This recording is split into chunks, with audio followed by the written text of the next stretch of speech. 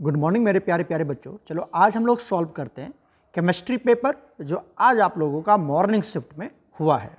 तो चलिए सॉल्व करते हैं ऑब्जेक्टिव टाइप का क्वेश्चन।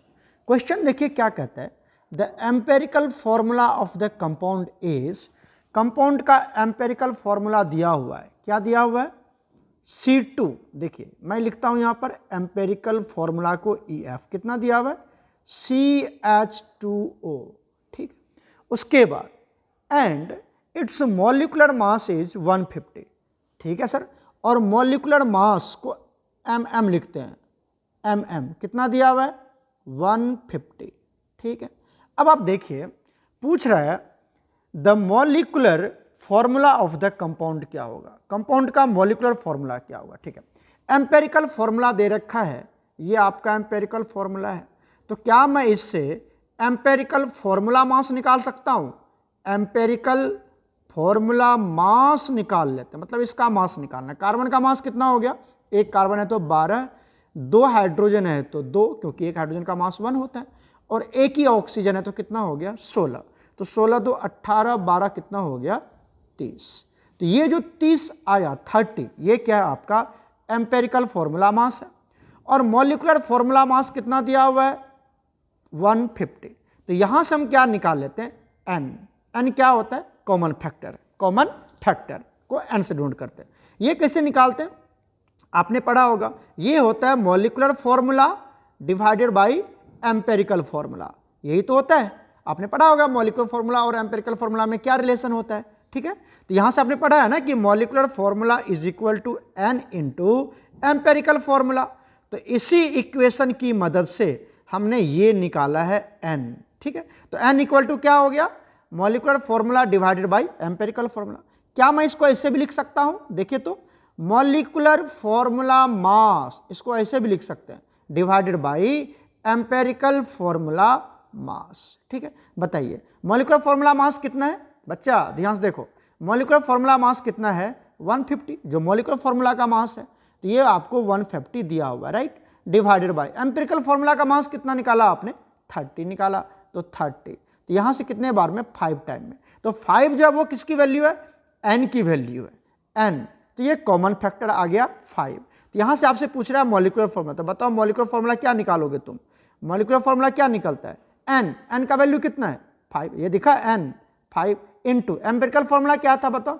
CH2O, यही ना एम्पेरिकल फॉर्मूला। तो यहां पे लिखा, लिख दो CH2O और इसको 5 से मल्टीप्लाई कर दो, तो क्या बनेगा? C5H10O5। क्लियर हुआ? तो इस तरह से ये बन गया आपका मॉलिक्यूलर फॉर्मूला।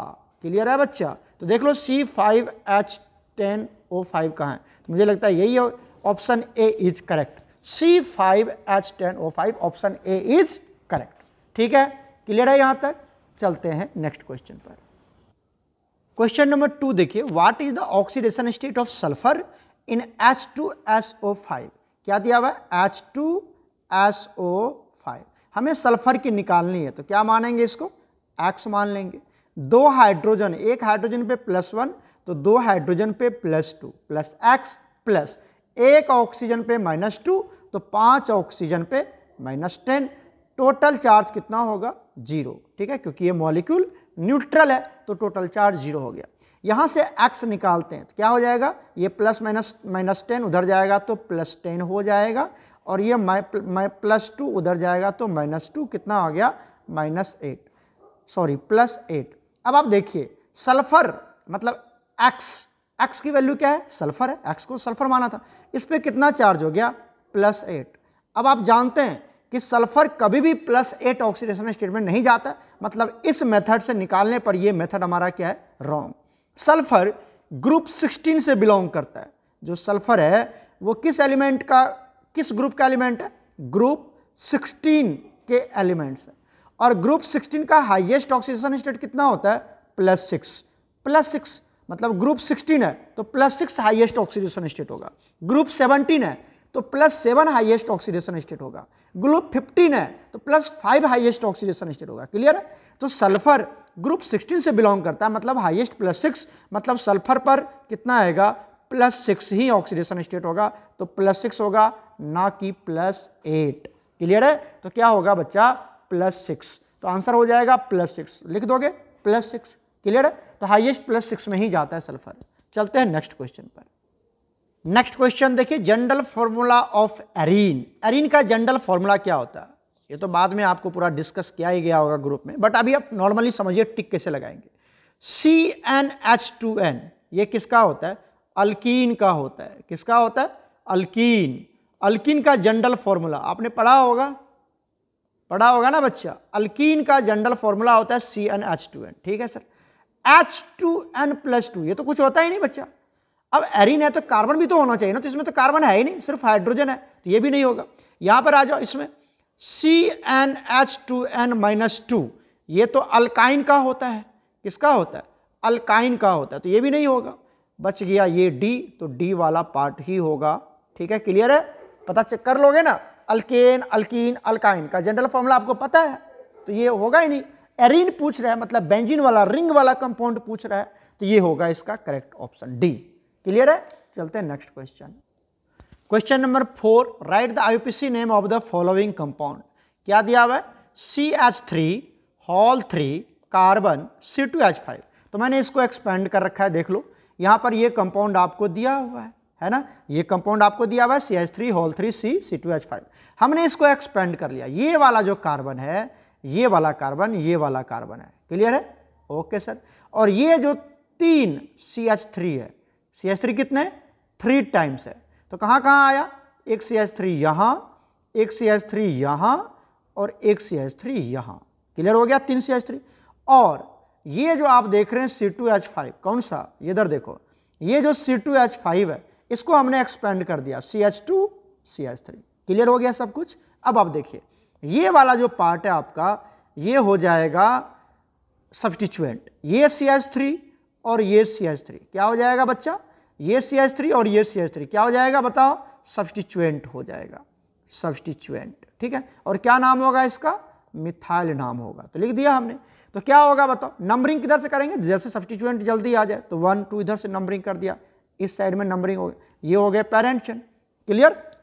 और ये दोनों सब्स्टिट्यूएंट। अब आ जाओ 2 पोजीशन पर ये मिथाइल है और 2 पोजीशन पर ये मिथाइल है, तो 2 डाइमिथाइल ब्यूटेन। कर लोगे अच्छे से? क्लियर है? एक्सपेंड करके मैंने आपको समझाया। चलते हैं नेक्स्ट क्वेश्चन। नेक्स्ट क्वेश्चन देखिए 5th, what are reducing agent. Reducing agent क्या होता है? तो रेड्यूसिंग एजेंट बोलते हैं those molecule which reduces the others, जो दूसरे को रेड्यूस करता है बट गेट ऑक्सीडाइज इटसेल्फ, लेकिन अपने आप क्या हो जाता है? वो ऑक्सीडाइज हो, दूसरे को रेड्यूस करता है, खुद ऑक्सीडाइज मतलब खुद की चार्ज बढ़ा लेता है। ऑक्सीडाइज मतलब खुद की चार्ज बढ़ा लेता है। जैसे जितना भी मेटल होता है, रिएक्टिव मेटल, जैसे प्लेटिनम, पैलेडियम, निकल, ये सब जो होता है आपको पढ़ा होगा, रेड्यूसिंग एजेंट की तरह बिहेव करता है। LiLH4 एक नंबर का बच्चा, एक एग्जाम्पल देके डिफाइन करके आगे निकल लेंगे। ठीक है, चलते हैं नेक्स्ट क्वेश्चन पर। नेक्स्ट क्वेश्चन देखिए, question number 6, find the number of molecule. Number of molecule निकालना है, किसमें? 100 ml ऑफ 0.02 नॉर्मल H2SO4। ठीक है, तो आपको क्या दिया हुआ है? 100 ml दिया हुआ है, 0.02 नॉर्मल दिया हुआ है, नॉर्मलिटी दिया हुआ है किसकी? H2SO4 की। और इसकी क्या निकालनी है? Number of molecule. किसका मॉलिक्यूल बताओ? Of H2SO4। इसी का तो निकालना है बच्चा, ये आपको निकालना है, राइट। देखिए सबसे पहले क्या दिया हुआ है आपको? सबसे पहले आपको दिया हुआ है वॉल्यूम। ठीक है, वॉल्यूम कितना दिया हुआ है? 100 ml। तो इसको लीटर में कन्वर्ट कर लो, 1000 से डिवाइड कर देते हैं, कितना हो जाएगा? 0.01 लीटर। ठीक है, ये पहला पार्ट निकल गया, वॉल्यूम निकल गया, याद रखना इसका यूज करेंगे हम। उसके बाद नॉर्मलिटी कितना दिया हुआ है H2SO4 का? 0.02 नॉर्मल। तो नॉर्मलिटी को n लिखता हूं मैं, कितना दिया हुआ है? 0.02 नॉर्मल, ये दिया हुआ है। अब आप देखिए, अब यहां से निकाल लेते हैं हम एन फैक्टर। क्या निकाल लेते हैं? N factor. एन फैक्टर ये एसिड है, H2SO4 क्या है? एसिड, तो कितना H+ देगा? अब तो ये क्लियर होगा ना एन फैक्टर क्या होता है। तो 2 H+ देगा, तो एन फैक्टर की वैल्यू कितनी हो जाएगी? 2। और इसकी मदद से अब हम निकालेंगे मोलरिटी। आपको पता है, एज वी नो दैट हम क्या जानते हैं कि नॉर्मलिटी इक्वल टू होता है मोलरिटी इंटू एन फैक्टर। तो यहां से बताओ नॉर्मलिटी का वैल्यू कितना दिया हुआ है? 0.02, ये दे रखा है क्वेश्चन में। मोलरिटी कैलकुलेट करना है, इंटू एन फैक्टर कितना निकाला?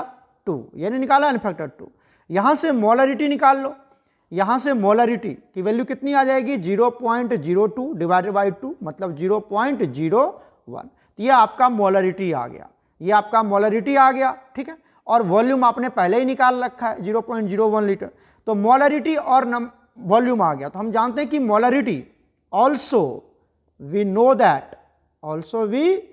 दैट, हम क्या जानते हैं कि molarity equal to n upon v। तो क्या मैं यहां से n निकाल सकता हूं? बिल्कुल निकाल सकते हैं। बताइए n इक्वल टू क्या होगा? n मतलब नंबर ऑफ मोल्स है ना, मोलरिटी इंटू वॉल्यूम। मोलरिटी कितना है बताओ 0.01, तो 0.01 इंटू वॉल्यूम कितना है बताओ 0.1 लीटर, अभी तो निकाला था आपने, राइट।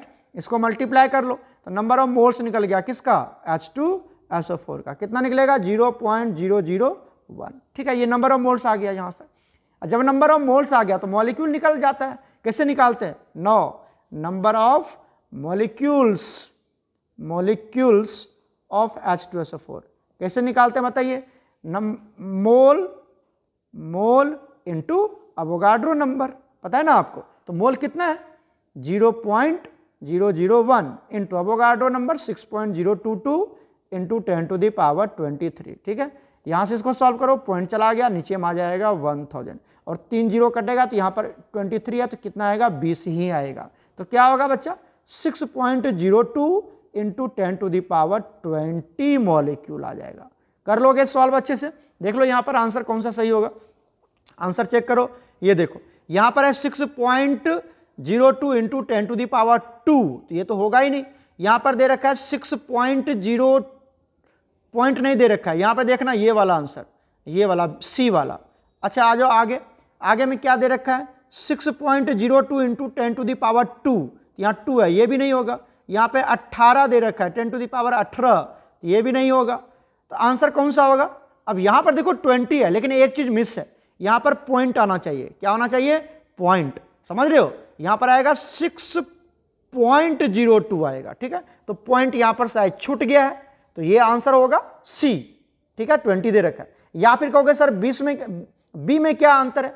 तो बी में देखो 6.02 तो है, 6.02 तो है, लेकिन यहाँ पर 2 नहीं है 20 होगा यहाँ पर, तो ये भी सही हो सकता है। तो कहीं ना कहीं हमें लगता है मिस है, या तो बी सही होगा या आपका क्या सही होगा बताओ, सी सही होगा।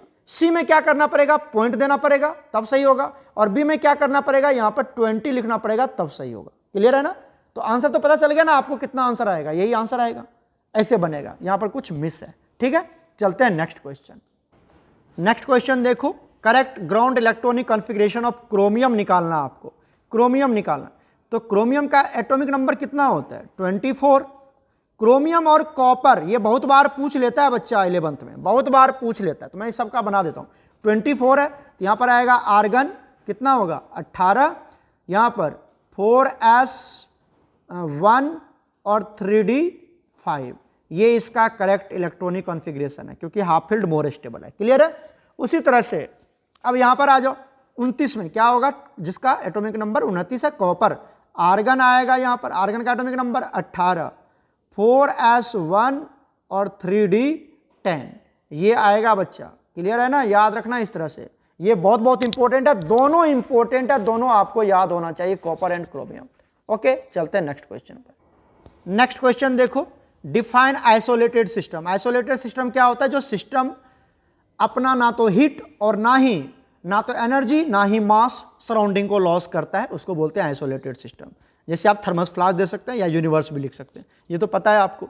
नेक्स्ट देखिए, डिफाइन हाइब्रिडेशन ऑफ सल्फर यहाँ पर फॉस्फोरस होगा, यहाँ पर क्या होगा फॉस्फोरस। क्वेश्चन नंबर 9 देखो बच्चा, यहाँ पर आपसे फॉस्फोरस का क्या पूछ रहा है, आपको हाइब्रिडेशन पूछ रहा है। यहाँ पे गलती से लिखा गया सल्फर, तो आप फॉस्फोरस समझना, सल्फर मत समझना, यहाँ पर फॉस्फोरस समझना।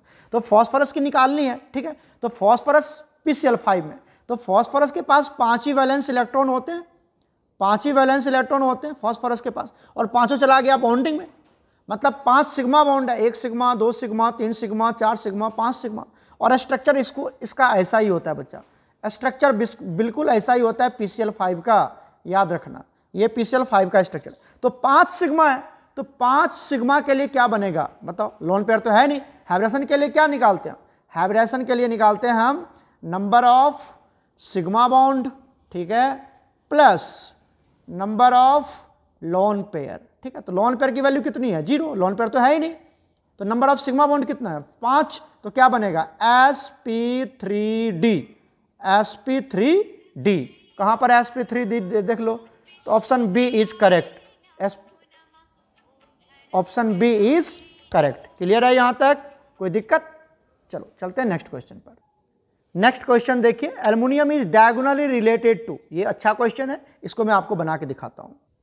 देखिए जब भी डायगोनल रिलेशनशिप का बात आता है ना, तो वो हमेशा पीरियड 2 और पीरियड 3 में कैलकुलेट किया जाता है। याद रखना किस में, पीरियड 2 और पीरियड 3, मतलब सेकेंड पीरियड और थर्ड पीरियड में ही कैलकुलेट करते हैं हम।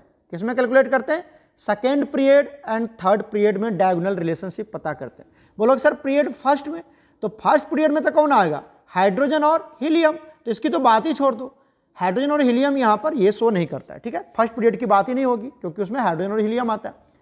सेकेंड पीरियड में कौन आएगा, lithium, beryllium, boron, carbon, nitrogen, उसके बाद सोडियम, मैग्नीशियम। या ग्रुप 1 में कौन कौन सा एलिमेंट आता है बताओ, हाई को तो छोड़ दो, हाइड्रोजन को छोड़ दो, लीना। ग्रुप 2 में कौन कौन आएगा बताओ, बेटा, मांगे। ग्रुप 13 में कौन आएगा बताओ, बैगन, आलू, गाजर, इंथैला। ग्रुप 14 में कौन आएगा, कार्बन, सिलिकॉन। ग्रुप 15 में कौन आएगा, नाइट्रोजन और फॉस्फोरस। तो ये जो एलिमेंट आप देख रहे हैं बच्चा, ये जो एलिमेंट देख रहे हैं, ये पीरियड सेकेंड के एलिमेंट है, सेकेंड पीरियड के एलिमेंट है, ठीक है। सेकेंड में और थर्ड में ही ये हमेशा होता है, याद रखना। और ये जो आप देख रहे हैं ये थर्ड पीरियड के एलिमेंट है। क्लियर हो गया? अब आपको पूछता है डायगोनल रिलेशनशिप, मतलब आपको डायगोनल बनाना है। क्या बनाना है, डायगोनल बनाना है। ध्यान से देखो, तो लिथियम का डायगोनल रिलेशनशिप किससे होगा, डायगोनल बना दो, ऐसे तो बनाते हो डायगोनल, पढ़े हो ना स्क्वायर में डायगोनल। बेरिलियम का डायगोनल रिलेशनशिप, बेरिलियम की जो प्रॉपर्टी होगी वो एल्युमिनियम से मैच करेगा। बोरॉन की जो प्रॉपर्टी होगी वो सिलिकॉन से मैच करेगा, ठीक, इसी को तो बोलते हैं डायगोनल बना के दिखाना। कार्बन की प्रॉपर्टी किससे मैच करेगा, फॉस्फोरस से मैच करेगा। This is called diagonal relationship. Clear हो गया? तो आपसे किसके पूछ रहा है, एल्युमिनियम का पूछ रहा है, तो बताओ एल्युमिनियम किससे मैच करेगा। एल्युमिनियम देख लो कहां गया, एल्युमिनियम किससे मैच करेगा बच्चा, एल्युमिनियम की डायगोनल रिलेशनशिप किससे होगी, बेरिलियम से होगी। क्लियर है? तो बेरिलियम इसका करेक्ट आंसर होगा। क्लियर है? तो पीरियड 2 और पीरियड मतलब सेकेंड पीरियड और थर्ड पीरियड में ही आपको चेक करना है, सेकेंड पीरियड और थर्ड पीरियड में ही ये चेक करना है आपको, और ऐसे ही बनाना है। याद रखना डायगोनल रिलेशनशिप मतलब, डायगोनल रिलेशनशिप मतलब हुआ कि जो बेरिलियम की प्रॉपर्टी होगी वो सिमिलर टू होगी एल्युमिनियम, ठीक है। जो कार्बन की प्रॉपर्टी होगी वो सिमिलर टू होगी फॉस्फोरस। इस तरह से इसको बोलते हैं डायगोनल रिलेशनशिप, मतलब प्रॉपर्टी अप्रोक्सीमेटली सिमिलरली सेम हो जाता है, ठीक है। चलते हैं आगे। नेक्स्ट क्वेश्चन देखिए, define the following terms, formula and unit सब लिखना। मोल फ्रैक्शन, मास फ्रैक्शन आता है ना। मोल फ्रैक्शन क्या होता है, मान लो number of moles of solute निकाल रहे हैं हम, क्या निकाल रहे हैं, mole fraction of solute. Mole fraction को एक्स से नोट किया जाता है, सॉल्यूट निकाल रहे हैं हम, ठीक है। तो क्या लिखेंगे, number of moles of solute जिसका निकाल रहे हैं उसको ऊपर, divided by number of moles of solute plus number of moles of solvent. Clear हो गया? इसको आप number of moles of solution भी बोल सकते हैं या number of moles of solution भी लिख सकते हो, राइट। उसके बाद आता है मास फ्रैक्शन। तो मास फ्रैक्शन क्या होता है, मास फ्रैक्शन क्या होता है बच्चा, mass of solute, mass of solute या mass of solvent divided by mass of solution, mass of solution. यहां पर 100 से मल्टीप्लाई नहीं करना, 100 से मल्टीप्लाई नहीं करेंगे वो मास परसेंटेज हो जाएगा, ठीक है। चाहे तो मास ऑफ सॉल्यूट लिख लो ऊपर या mass of solvent divided by mass of solution नीचे आएगा, ठीक है बस। उसके बाद आता है next, state Mendeley periodic table. तो चलिए देखते हैं मेंडली पीरियोडिक टेबल। देखिए मेंडली पीरियोडिक टेबल यहाँ पे मैंने पूरा नोट्स लगा रखा है, जो मैंने नोट्स बनाई है। मेंडली पीरियोडिक लॉ पहले देखना है। He stated that the physical and chemical properties of the element are periodic function of their atomic weight. मतलब उसने अपने जितने भी एलिमेंट डिस्कवर को अरेंज किया था उसने एटॉमिक वेट के बेसिस पे किया था. It is based on increasing atomic mass. 63 elements were known at that time, but there were no discovery of inert gas. He was the first scientist who arranged the elements in rows and columns. There were 7 horizontal rows known as 7 periods, 8 vertical columns known as 8 groups. ये सब आपको लिख देना है, ठीक है, लिख लोगे. चलते हैं नेक्स्ट क्वेश्चन पर. नेक्स्ट क्वेश्चन देखिए, defined resonance. What are the condition, necessary condition for resonance. ये तो आता ही आपको. रेजोनेंस क्या होता है? ये एक साइक्लिक सिस्टम में होता है या ओपन सिस्टम में भी होता है, और यहां पर लोन पेयर या फिर इलेक्ट्रॉन पेयर की शिफ्टिंग होती है. इलेक्ट्रॉन पेयर की शिफ्टिंग होती है. आपको मेनी टाइप्स ऑफ, बहुत तरह के रेजोनेटिंग स्ट्रक्चर्स मिलते हैं. वो रेजोनेटिंग स्ट्रक्चर्स आपका रियल स्ट्रक्चर नहीं होता है, हाइब्रिड स्ट्रक्चर आपका रियल स्ट्रक्चर होता है. ये सब आप लिख दोगे. कंडीशन क्या है कि compound must be planar. Compound क्या होनी चाहिए? प्लेनर होनी चाहिए. और there must be complete conjugation. वहां पर क्या होना चाहिए? कंप्लीट कॉन्जुगेशन होनी चाहिए. लिख लोगे, खुद से कर लोगे ना. नेक्स्ट क्वेश्चन देखते हैं. Question number 5, complete the following. ये ओजोनोलाइसिस है, ये आता ही होगा. देख लो, मैं बना के दिखाता हूं. देखिए इसको शॉर्ट तरीके से कैसे बनाओगे, ऐसे तो आपने पढ़ा होगा. ओजोनोलाइसिस का क्वेश्चन है ये. O3 के साथ रिएक्शन करवा, CH डबल बॉन्ड CH2. आपको क्या करना है बच्चा? ओजोनोलाइसिस का क्वेश्चन. तो यहां पर एक O दे दोगे, यहां पर एक O दे दोगे, और ऑक्सीजन के बीच में क्या होता है? ये O2 है, और O2 के बीच में क्या होता है? Double bond. और इसका डबल बॉन्ड को आप क्या कीजिए, यहां भी दोनों बॉन्ड, यहां भी दोनों बॉन्ड ब्रेक करके ये वाला मॉलिक्यूल बताओ क्या बनेगा. यहां पर क्या लिखा हुआ देखो, CH3. तो ये लिख दिया CH3. और यहां पर क्या बनेगा? CHO. ये बन जाएगा CHO. मतलब ये बन गया इथेनॉल. क्या बन गया? इथेनॉल बन गया. दूसरा इसको देखो क्या है, ये आपका है CH2O. इसको क्या लिख सकते हैं हम? HCHO लिख सकते हैं. मतलब मिथेनॉल बन गया. ये क्या बन गया? मिथेनॉल. क्लियर है ना? लिख लेना अच्छे से. तो दोनों एल्डिहाइड बन जाता है. एक इथेनॉल बन जाता है, एक मिथेनॉल बन जाता है. ठीक है. जब आप ओजोनोलाइसिस कराएंगे किसकी? प्रोपीन की. Propene, methane, ethane, propene. हाँ, प्रोपीन की जब आप ओजोनोलाइसिस करवाएंगे तो एक इथेनॉल बनेगा, एक मिथेनॉल बनेगा. राइट, कर लोगे. चलते हैं नेक्स्ट क्वेश्चन पर. नेक्स्ट क्वेश्चन देखो, बहुत इजी है. Define redox reaction by giving one example. Redox reaction क्या होता है बच्चा? रिडॉक्स रिएक्शन एक ऐसा रिएक्शन होता है जहां पर oxidation as well as reduction, both reaction takes place simultaneously. ठीक है. The reaction in which oxidation and reduction takes place simultaneously are known as redox reaction. Example क्या दे दोगे तुम? H2O. कुछ भी दे दो, सब रिडॉक्स ही है. ये किस में कन्वर्ट हो जाता है? H2 + O2. ये भी एक रिडॉक्स रिएक्शन ही है बच्चा. कोई भी रिएक्शन दे दो, सब रिडॉक्स ही है. बहुत सारा रिएक्शन है. ऑक्सीडेशन रिएक्शन, रिडक्स, उसके बाद कॉम्बिनेशन दे सकते हो, डिस्प्लेसमेंट रिएक्शन दे सकते हो. बहुत सारा एग्जाम्पल है, सिंपल सा है. उसके बाद नेक्स्ट क्वेश्चन देखो, what is buffer solution, name its types. ठीक है, इसके बफर सॉल्यूशन के टाइप्स बताना. चलिए चेक करते हैं. देखो बफर सॉल्यूशन क्या होता है? As we know that the pH of any solution can be changed by mixing acid, base और water, but those solution which resist the change of pH when an acid or base or water is added to it, such solution is called buffer solution. और इसके दो types होते हैं, simple buffer solution और mixed buffer solution. Mixed को भी further दो part में डिवाइड कर दिया जाता है, acidic buffer solution, basic buffer solution. ये सिंपल बफर सॉल्यूशन क्या होता है? ये इसके एग्जांपल है. एसिडिक बफर सॉल्यूशन क्या होता है? ये इसके एग्जांपल है. इसको अच्छे से डेफिनेशन सब कुछ मेंशन करना, 3 नंबर में आता है. यहाँ पर और भी सारे एग्जांपल दे रखे हैं, स्क्रीनशॉट लेके भी अपना नोट्स बनाना बहुत इंपॉर्टेंट है. ज़्यादा लेंदी नहीं है और टू दी पॉइंट नोट्स है बच्चा, to the point. Acidic buffer solution और basic buffer solution, simple buffer, सब कुछ यहाँ पे पूरे अच्छे से एक्सप्लेन किया गया. ठीक है, चलते हैं नेक्स्ट क्वेश्चन. नेक्स्ट देखो क्या कहता है, discuss the detection of nitrogen by Dumas method. Dumas method क्या है देख लो. तो देख लो बच्चा, यहां पर डुमास मेथड, यहां पर ये हमने नोट्स लगा रखा है. In this method the nitrogen containing organic compound is heated with cupric oxide, that is CuO. ठीक है, into the atmosphere of CO2 and thus free nitrogen is produced. Dumas method में इतना याद होना चाहिए, CXHY and Z ये एक organic compound है. इसको क्यूप्रिक ऑक्साइड जो एक ऑक्सीडाइजिंग एजेंट की तरह काम करता है, वो कितना लेना है? 2x + y/2 लेना है. ठीक है, यहाँ पर XCO2 बनेगा प्लस y/2 H2O बनेगा. Z/2 N2 बनेगा और 2x + y/2 कॉपर बनेगा, ठीक है। This method is applicable for all the nitrogen containing organic compound, here CO2 and H2O produced are observed by KOH solution. ये इतना नोट होनी चाहिए। और नीचे इसका डायग्राम भी बना हुआ है, तो आप डायग्राम बना सकते हो, छोड़ भी सकते हो, कोई टेंशन नहीं है, लेकिन इतना तो जरूर ही याद होना चाहिए। क्लियर? चलते हैं नेक्स्ट क्वेश्चन।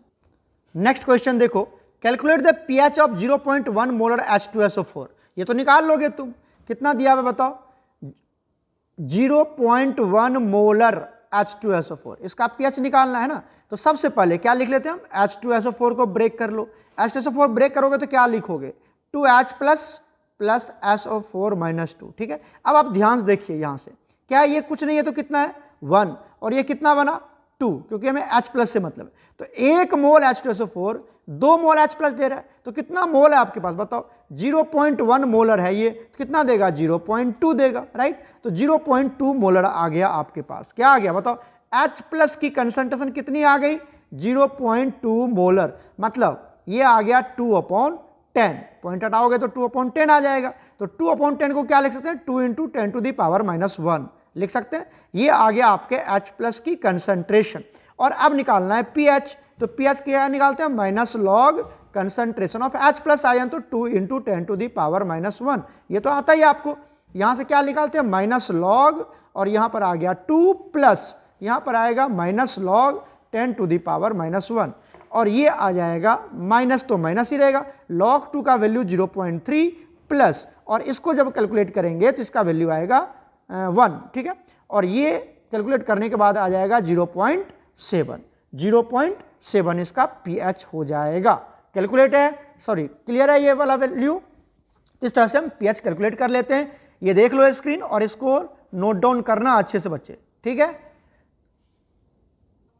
देखो हमने ले लिया बेंजीन, बेंजीन की क्या करवा दिया हमने, फ्राइडल क्राफ्ट एसाइलेशन करवा दी। क्या करवा दी, फ्राइडल क्राफ्ट एसाइलेशन। तो ये Cl यहां से निकल जाएगा, ठीक है, और इस कार्बन के ऊपर आएगा पॉजिटिव चार्ज, और ये बेंजीन के साथ आके जुड़ जाएगा। तो ये बेंजीन आ गया, यहां पर क्या आएगा, C≡O, यहां पर CH3। तो ये होता है एसिटोफिनॉन, इसी को बोलते हैं एसिटोफिनॉन बोलते हैं बच्चा, ठीक है, लिख लेना। और यहां पर ये Cl चला जाएगा, ठीक है, और यहां पर क्या बनेगा, CH3, ये इलेक्ट्रोफाइल बन जाएगा, और ये बेंजीन के ऊपर अटैक करेगा, ठीक है। ये बेंजीन, और यहां पर आ गया CH3, दैट इज टोल्यूइन बन गया यहां से। और ये आपका फ्राइडल क्राफ्ट अल्काइलेशन है। ये क्या है, फ्राइडल क्राफ्ट अल्काइलेशन रिएक्शन है। क्लियर है ना, कर लोगे। चलते हैं नेक्स्ट क्वेश्चन, आ जाते हैं शॉर्ट आंसर टाइप क्वेश्चन में, जो 3 मार्क्स का आता है। नेक्स्ट क्वेश्चन देखो, state and explain Pauli's exclusion principle. तो पॉलीज एक्सक्लूजन प्रिंसिपल क्या होता है, यहां पे मैंने नोट्स लगा रखे हैं, देखिए। According to this principle, no 2 electron in an atom can have the same set of all the 4 quantum numbers, that is NLMS। ये आपका 4 क्वांटम नंबर्स है। चारों क्वांटम नंबर की वैल्यू 2 इलेक्ट्रॉन के लिए कभी भी सेम नहीं होता है, ठीक है। If in an atom any 2 electron may have 3 quantum number identical, 3 quantum number क्या होगा, identical, but the 4th quantum number that is spin quantum number will be different होगा, ठीक है। Each orbital has maximum 2 electron with opposite spin. Number of orbital in the subshell is equal to कितना होता है, n². Number of subshell in a cell is equal to n. If n equal to 1, the subshell is 1. If n equal to 2, subshell is 2. That is sp, ठीक है। अब यहाँ पे देखो example दे रखा है मैग्नीशियम का, यहाँ पर ये हमने 3s2 वाला, यहाँ पर देखो n की वैल्यू 3 होगी, n की वैल्यू 3 होगी। इसके लिए s है, s के लिए l का वैल्यू 0, इसके लिए भी l का वैल्यू 0। s है, s के लिए m का वैल्यू 0, तो यहाँ पर भी m की वैल्यू 0, क्योंकि -L2 + L होता है। लेकिन s जो स्पिन क्वांटम नंबर है, ये क्या होगा, एक के लिए +हाफ, दूसरे के लिए -हाफ। तो s क्वांटम जो स्पिन क्वांटम नंबर है वो क्या हो जाएगा, अलग हो जाएगा, ठीक है।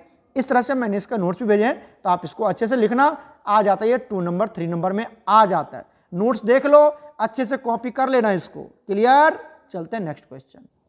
नेक्स्ट क्वेश्चन देखो, list main differences between orbit and orbital. ये बताने वाली बात थोड़ी है, 1000 बार आपने दे रखा है। ऑर्बिट एंड ऑर्बिटल में क्या डिफरेंस होता है? ऑर्बिटल एक सर्कुलर पाथ होता है और ये ऑर्बिट एक सर्कुलर पाथ होता है, ऑर्बिटल 3 डायमेंशनल स्पेस होता है। ये प्लेनर मोशन ऑफ इलेक्ट्रॉन को रिप्रेजेंट करता है, ये 3 डायमेंशनल मोशन को रिप्रेजेंट करता है। इसको KLMN से डिफरेंस डिनोट करते हैं, इसको SPDF से डिनोट करते हैं। तो देख लेना, लिख लेना, मेंशन कर लेना। ओके, नेक्स्ट है व्हाट इज इंटेंसिव और एक्सटेंसिव प्रॉपर्टी। ये पता है ना आपको, extensive property mass of the system पे डिपेंड करता है। क्या होता है? Those measurable properties of the system which depends upon size and amount of the system. तुम इतना भी लिख लोगे तो हो जाएगा काम, ठीक है। जैसे मास हो गया, वॉल्यूम हो गया, ये सब एग्जांपल दे देना। दूसरा, intensive property, those measurable property which do not depends upon size of the system और अमाउंट ऑफ द सिस्टम, जैसे प्रेशर, टेम्परेचर। इतना भी लिख दोगे ना एक्सटेंसिव इंटेंसिव तो नंबर आ जाएगा, ज़्यादा डेप्थ में जाने की जरूरत नहीं है, इतना भी अगर याद हो जाता। बाकी नोट्स हमने लगा रखे, आप देख सकते हो, पूरा लिखा हुआ यहाँ पर, ठीक है। उसके बाद extensive property, intensive property. Extensive by extensive हमेशा क्या होता है? इंटेंसिव प्रॉपर्टी होता है। एक्सटेंसिव बाय एक्सटेंसिव क्या होता है? हमारा इंटेंसिव प्रॉपर्टी होता है। कुछ प्रॉपर्टी है यहाँ पर, अगर कहीं पर मोलर वर्ड लिखा है, जैसे molar enthalpy, molar entropy, molar gives free energy, तो ये सब इंटेंसिव प्रॉपर्टी आ जाता है, ठीक है। Per unit mass, per unit volume, per unit mole, तो वो इंटेंसिव प्रॉपर्टी बन जाता है, ठीक है। क्लियर है ना? तो चलिए आगे चलते हैं। Question number 14, define Lewis acid base concept. Lewis acid base concept को डिफाइन करना with example, name their types also. तो लेविस एसिड क्या होता है? Those species which have empty orbital और are able to accept the lone pair from the Lewis base, ये सब इसके एग्जांपल है। बेस क्या होता है? Those species which can donate lone pair to the Lewis acid, ठीक है, जिसके पास लोन पेयर होता है, जैसे NH3 हो गया, वाटर हो गया, अमाइन हो गया, ठीक है। ये सब हमारा क्या होता है? लेविस बेस होता है, ठीक है। इसके बीच में केमिकल बॉन्डिंग देख सकते हैं, ये आपका लेविस बेस है और ये आपका लेविस एसिड है, और इस तरह से बॉन्डिंग होता है यहाँ पर, ठीक है। यहाँ पर भी ये NH3 लेविस बेस है और ये H+ लेविस एसिड है, इस तरह से बॉन्डिंग होता है। टाइप आपको बताना है, तो जिसके पास वैकेंट d ऑर्बिटल वाला होगा, उसके पास which have completed molecule with incomplete octet, सही बात है, उसकी ऑक्टेट इनकम्प्लीट होगी तो लोन पेयर एक्सेप्ट करेगा। पहला क्या होगा? पहला type molecule having incomplete octet. दूसरा क्या होगा? मॉलिक्यूल हैविंग डबल बॉन्ड, जिसमें अल्कीन आ जाए, जिसमें अल्कीन डबल बॉन्ड जिसमें होगा, उसकी इलेक्ट्रोनेगेटिविटी ज़्यादा होगी, तो वो हो जाएगा, वो लोन पेयर एक्सेप्ट कर लेगा, ठीक है। उसके बाद मेटल आयन विच हैव, क्या लिख सकते हो? वैकेंट d ऑर्बिटल, जिसके पास d ऑर्बिटल पूरा कंप्लीटली फिल्ड नहीं होगा। अगर कंप्लीटली फिल्ड नहीं होगा तो वो भी एक्सेप्ट करेगा। क्लियर है? ये सब टाइप लिख लीजिएगा यहाँ पर। चलते हैं नेक्स्ट क्वेश्चन। नेक्स्ट देखो, what are carbocations, how they are classified, give their order of stability. Carbocation क्या होता है? इसको C+ से डिनोट करते हैं, और ये कैसे बनता है? हेट्रोलाइटिक बॉन्ड फिजन से बनता है, हेट्रोलाइटिक क्लीवेज से बनता है। जैसे यहाँ पर X है, X की वैल्यू क्या हो सकता है? क्लोरीन, ब्रोमीन, कुछ भी हो सकता है। ये कार्बन है, तो हेट्रोलाइटिक में क्या होता है बच्चा? ये अपनी लोन पेयर, इसका भी ये जो इलेक्ट्रॉन है, ये भी इसको शेयर पेयर इलेक्ट्रॉन खींच लेगा अपनी तरफ, और ये X- बन के निकल जाएगा, और कार्बन के ऊपर पॉजिटिव चार्ज हो जाएगा। दिस इज कार्बोकेटाइन, ठीक है। मतलब ये इलेक्ट्रॉन ये क्लोरीन या ब्रोमीन X ने छीन के लेके चला गया, ठीक है। यहाँ पर कार्बोकेटाइन के पास 6 ही इलेक्ट्रॉन होता है, क्योंकि 3 ही सिग्मा बॉन्ड है। कितना सिग्मा बॉन्ड? 3 सिग्मा बॉन्ड, और एक बॉन्ड में 2 इलेक्ट्रॉन, तो 3 सिग्मा बॉन्ड में 6 इलेक्ट्रॉन। तो ये 6 इलेक्ट्रॉन होता है, तो ऑक्टेट इसका इनकम्प्लीट होता है, तो ये इलेक्ट्रॉन डेफिशिएंट स्पीसीज कहलाता है। और इलेक्ट्रॉन डेफिशिएंट स्पीसीज इलेक्ट्रोफाइल की तरह बिहेव करता है और लेविस एसिड की तरह बिहेव करता है। क्लियर हो गया? यहाँ पर ये सब लिखा हुआ है, वैकेंट p ऑर्बिटल होते हैं। Example, methyl carbocation, 1 degree carbocation, 3 degree carbocation, ये सब इसके एग्जाम्पल है। क्लासिफिकेशन में 1 डिग्री, 2 डिग्री, 3 डिग्री, ये सब इसके एग्जाम्पल है। स्टेबिलिटी देखो, स्टेबिलिटी की बात करें तो यहाँ पर कार्बोकेटाइन के पास इलेक्ट्रॉन की कमी होती है, पॉजिटिव चार्ज, इलेक्ट्रॉन की कमी है, तो जो इसको इलेक्ट्रॉन देगा वो ज़्यादा स्टेबल कर देगा इसको। तो इलेक्ट्रॉन डोनर ग्रुप के डायरेक्टली प्रोपोर्शनल होता है इसकी स्टेबिलिटी। जितनी ज़्यादा डोनर ग्रुप होगा उतना ज़्यादा इसकी स्टेबिलिटी होगी। तो 3 डिग्री कार्बोकेटाइन में 3 अल्काइल ग्रुप होते हैं, 3 अल्काइल ग्रुप होते हैं, मतलब ये अल्काइल ग्रुप डोनर ग्रुप होता है। अल्काइल ग्रुप क्या होता है? Donor group, electron donor group होता है। तो ये इलेक्ट्रॉन डोनर ग्रुप है, मतलब ये इलेक्ट्रॉन इसको देगा, ये भी इसको देगा, तो जितना ज़्यादा इलेक्ट्रॉन उतनी ज़्यादा स्टेबिलिटी। तो 3 डिग्री की ज़्यादा स्टेबिलिटी होती है। Then the 2 degree carbocation, 2 degree मतलब बताओ, यहाँ पे 2 ही R होगा, देखो 2 ही R है, 2 डिग्री है। फिर उसके बाद सबसे कम किसकी होगी 1 डिग्री, क्योंकि यहाँ पर एक ही आ रहा है तो 1 डिग्री कार्बोकेटाइन की सबसे कम होगी। और सबसे कम उससे भी कम किसका होगा मिथाइल कार्बोकेटाइन, क्योंकि यहाँ पर कोई भी आर नहीं है, सब एच एच ही है। क्लियर है ना, ये सब तो पढ़े होगे आपने, क्लियर है, कर लोगे। चलते हैं नेक्स्ट पार्ट पर।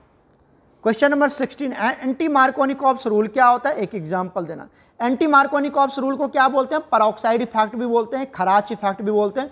It is only applicable in case of HBr plus peroxide, ठीक है। और ये क्या फॉलो करता है, ये फ्री रेडिकल मैकेनिज्म को फॉलो करता है, it follows free radical mechanism, ठीक है। तो यहाँ पर आपको HBr प्लस H2O2 दिखेगा या फिर सोडियम पेरोक्साइड दिखेगा, ये सब दिखेगा आपको, ठीक है। तो ये हमने ले लिया एक अल्कीन, इसका एग्जाम्पल है।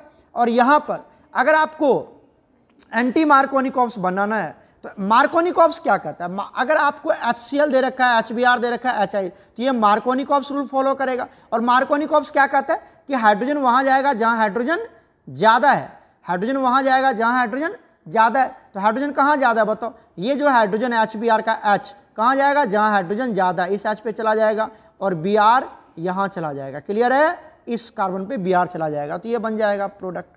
क्लियर है, तो ये MKP मतलब मार्कोनिकॉप्स प्रोडक्ट बनाएगा।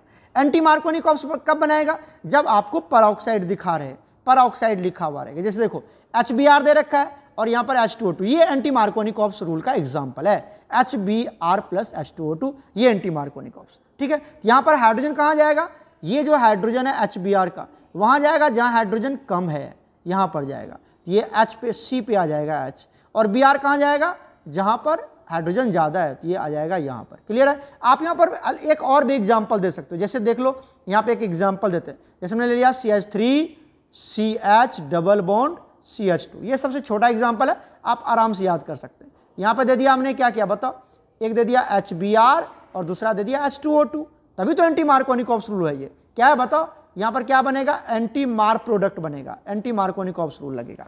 तो एंटी मार्कोनिकॉप्स क्या कहता है कि हाइड्रोजन वहां जाएगा जहां हाइड्रोजन कम है, ये आ जाएगा यहां पर, और ब्रोमीन कहां जाएगा, जहां पर हाइड्रोजन जो बच गया यहीं पे जाएगा ना, यहां पे आ जाएगा।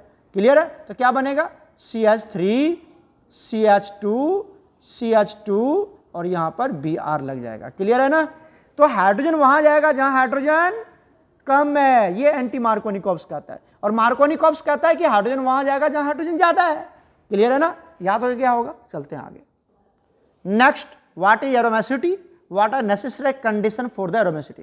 तो एरोमेसिटी क्या होता है बच्चा, एरोमेसिटी होता है कि जिसमें कंपाउंड प्लेनर हो, देखो ये कंडीशन से ही हम बात कर लेते हैं, कंपाउंड मस्ट बी साइक्लिक और रिंग स्ट्रक्चर, ठीक है, या इन रिंग सिस्टम होना चाहिए। Ring must be planar, planar का मतलब क्या होता है, all carbon must be sp2 hybridised, all atom sp2 hybridised, there must be complete conjugation in the ring, compound must follow Huckel's rule, Huckel's rule को follow करता है। ये चार कंडीशन जो फॉलो करता है उसी को बोलते हैं एरोमेटिक कंपाउंड, उसी को बोलते हैं एरोमेटिक कंपाउंड। और इस प्रॉपर्टीज को क्या बोलते हैं, वो कंपाउंड कौन सा प्रॉपर्टी शो करता है, एरोमेसिटी प्रॉपर्टी शो करता है, ठीक है, दैट प्रॉपर्टी इज कॉल्ड एरोमेसिटी। अब हकल्स रूल क्या होता है, यहां पे लिखा हुआ है, a cyclic compound must contain 4n+2 pi electron, ठीक है, ये आपको याद होनी चाहिए, इसी को बोलते हैं हकल्स रूल, कि एक साइक्लिक कंपाउंड या रिंग स्ट्रक्चर में जो टोटल पाई इलेक्ट्रॉन होनी चाहिए वो 4n+2 पाई इलेक्ट्रॉन के बराबर होनी चाहिए, 4n+2, और n की वैल्यू क्या हो सकता है, 0 1 2 3 हो सकता है। क्लियर है, ये सब याद रखना यहां तक।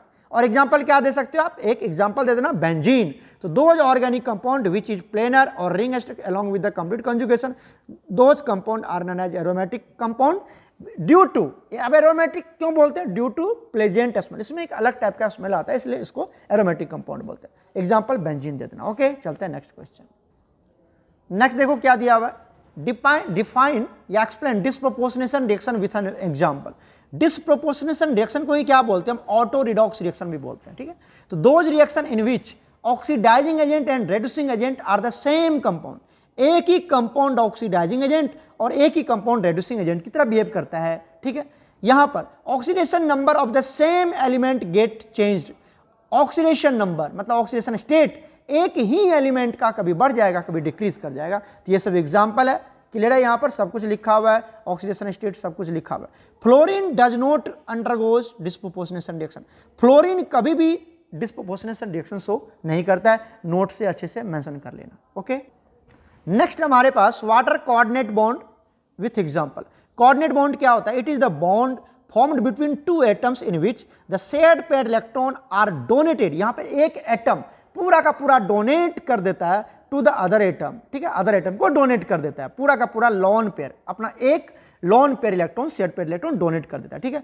Octet of the donor atom should be completed. जो डोनर एटम है उसकी ऑक्टेट हमेशा कंप्लीट होनी चाहिए। Must have at least one lone pair, और उसके पास एक लॉन पेयर जरूर होना चाहिए। ये डोनर एटम की, ये सब बहुत इंपॉर्टेंट नोट्स है बच्चा, पूरा डेप्थ में है। दूसरा, एक्सेप्टर एटम जो है उसके पास डिफिशियंसी ऑफ इलेक्ट्रॉन होनी चाहिए। कितने की? कम से कम एक लॉन पेयर इलेक्ट्रॉन की डिफिशियंसी जरूर होनी चाहिए, तभी तो वो एक्सेप्ट करेगा, है ना। तो एक्सेप्टर के पास ये होनी चाहिए और डोनर के पास वो होनी चाहिए, ठीक है। यहां पर NH3 ये एक डोनर एटम है, क्योंकि नाइट्रोजन का लॉन पेयर डोनेट है और एक लॉन ऑक्टेट कंप्लीट है और एक लॉन पेयर है। और BF3 एक क्या है हमारे पास?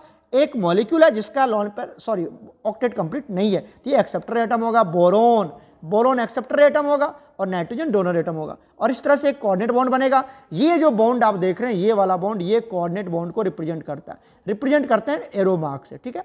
और नाइट्रोजन की तरफ से एरो, यहां पे नाइट्रोजन, क्योंकि नाइट्रोजन दे रहा है, और बोरोन की तरफ जा रहा है क्योंकि बोरोन की तरफ एरो मार्क्स लगा देंगे। क्लियर? इस तरह से आपको एक्सप्रेस कर देना। तो ये देख लो, आप आराम से कर सकते हो, राइट। चलते हैं नेक्स्ट क्वेश्चन पर। नेक्स्ट क्वेश्चन देखो, long answer type question.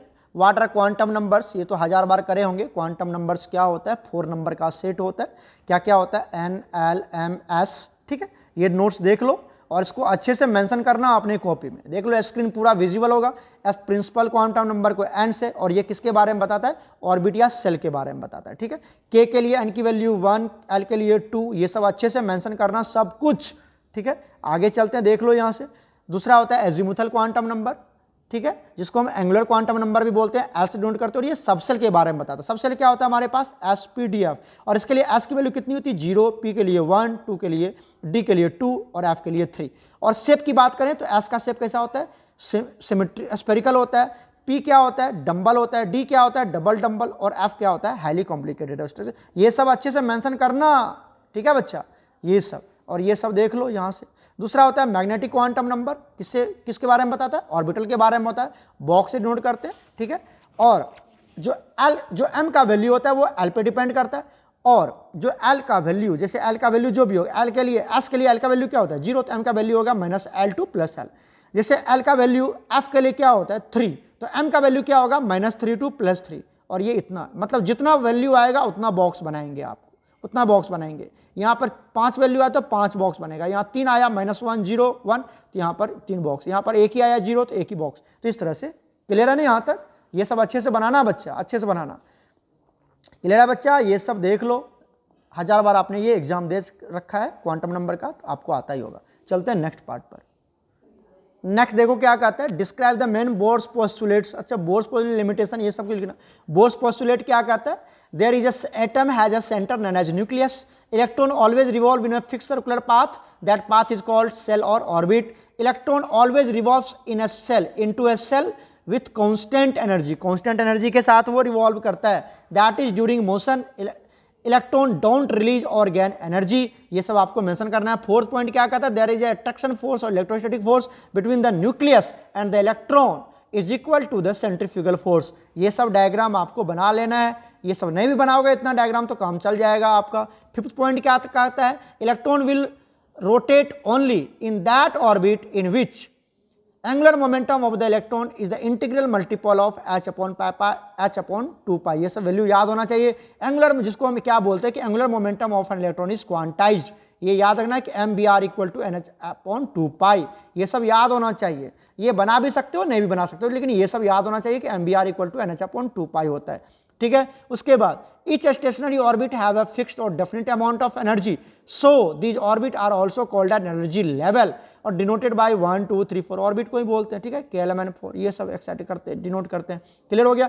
When electron jump from stationary orbit to the higher orbit, electron is observed. जब वो लोअर से हायर में जाएगा तो एनर्जी ऑब्जर्व करेगा। And when electron come back to the higher to the lower, energy is released. ये सब आपको याद होना चाहिए। ये सब, ये डायग्राम जरूर बना लेना, ठीक है। उसके बाद अगर एनर्जी निकालने की बात करता है तो एनर्जी ऑफ nth इलेक्ट्रॉन क्या होता है? -2.18 इंटू 10⁻18 Z² ये जूल पर एटम में। और ये जो आप देख रहे हो ना बच्चा, -2.18 और ये इसी को बोलते हैं आर एच, मतलब रेडबर्ग कांस्टेंट का वैल्यू होता है। तो ये भी लिख सकते हो, आर की वैल्यू है इतना, ठीक है। दूसरा होता है जो सबसे ज्यादा इंपॉर्टेंट होता है इलेक्ट्रॉन वोल्ट में, -13.6 Z²/n², या आप किलो जूल पर मोल में लेना चाहते हैं तो -1312 Z²/n², ठीक है। ये सब पॉइंट नोट डाउन कर लें। ओके, चलते हैं नेक्स्ट पॉइंट पर। नेक्स्ट क्वेश्चन देखिए 21, explain the properties in the periodic table. सबसे पहला metallic and non metallic character, metallic and non metallic character. देखो metallic character down the group की बात करते हैं तो आपको पता है down the group metallic character increase करता है, नॉन मेटालिक कैरेक्टर डिक्रीज करता है। रीजन क्या है कि नंबर ऑफ सेल इंक्रीज करेगा तो एटॉमिक रेडियस बढ़ जाएगा, और एटॉमिक रेडियस बढ़ जाएगा तो आयनस एनर्जी डिक्रीज कर जाएगा, और आयनस एनर्जी डिक्रीज करेगा तो आराम से इलेक्ट्रॉन लॉस कर देगा, है ना। और बात कर लेते हैं कहां पर सर, बात कर लेते हैं हम अलोंग द पीरियड। तो मेटालिक कैरेक्टर डिक्रीज करता है अलोंग द पीरियड, मतलब इधर जब आप इधर जाते हो तो नॉन मेटल बढ़ता है, नॉन मेटालिक कैरेक्टर इंक्रीज करता है। रीजन क्या है, एटॉमिक साइज डिक्रीज करता है तो आयनस एनर्जी इंक्रीज कर जाता है। क्लियर हो गया। नेक्स्ट कहता है रेड्यूसिंग और ऑक्सीडाइजिंग बिहेवियर। ये देखो सबसे पहले बात करते हैं डाउन द ग्रुप, तो on moving down the group reducing power increases. ऐसा क्यों हुआ सर, रीजन है as we move from top to bottom, जैसे आप टॉप टू बटम जा रहे हो इस तरह से जा रहे हो, ठीक है, तो एटॉमिक साइज इंक्रीज करता है, सही बात है, due to attraction force of nucleus, और ये electron decreases, thus the element loss electron easily. और जैसे जैसे साइज बढ़ेगा आयनस एनर्जी डिक्रीज हो जाएगा और आराम से इलेक्ट्रॉन लॉस करेगा, मतलब reducing power, reduce electron loss करने की पावर बढ़ रही है उसकी। क्लियर है। अब बात कर लेते हैं हम सर यहाँ पर किसकी, अलोंग द पीरियड, मतलब इधर इधर इधर इधर, इसी को बोलते हैं अलोंग द पीरियड। तो on moving along the period reducing power decreases, क्यों, क्योंकि as we move along the period atomic size decreases, atomic size decrease हो रहा है, due to this attraction force increases or it is not easy for the element to lose the electron easily, thus reducing power decreases। आराम से loss नहीं करेगा ना, क्योंकि non metallic character बढ़ रहा है, साइज छोटा हो गया तो इलेक्ट्रॉन को लॉस कर नहीं पाएगा, लॉस नहीं कर पाएगा तो रेड्यूसिंग कैरेक्टर क्या हो जाएगा, कम हो जाएगा। क्लियर हो गया, कर लोगे। उसके बाद आता है थर्ड, नेचर ऑफ ऑक्साइड्स। आप जानते हैं कि नेचर ऑफ ऑक्साइड क्या होता है, नीचे डाउन द ग्रुप की बात करें तो on moving down the group basic nature of oxides increases, क्यों, नीचे जाने पे मेटल बढ़ता है, मेटल का प्रॉपर्टी मेटल ऑक्साइड होता है। अलोंग द पीरियड इधर जाओगे तो नॉन मेटालिक कैरेक्टर बढ़ता है, नॉन मेटल ऑक्साइड बढ़ जाएगा, है ना। क्लियर है, ये सब कर लोगे, नोट्स देख लो, अच्छे से मेंशन कर लेना, अच्छे से लिख लेना, टू दी पॉइंट है, ज्यादा कहानी नहीं लिखा है बच्चा, इतना कर लोगे तो आराम से नंबर आएगा। स्क्रीनशॉट लेके आराम से वीडियो बना ले, सॉरी नोट्स अपना बना लेना।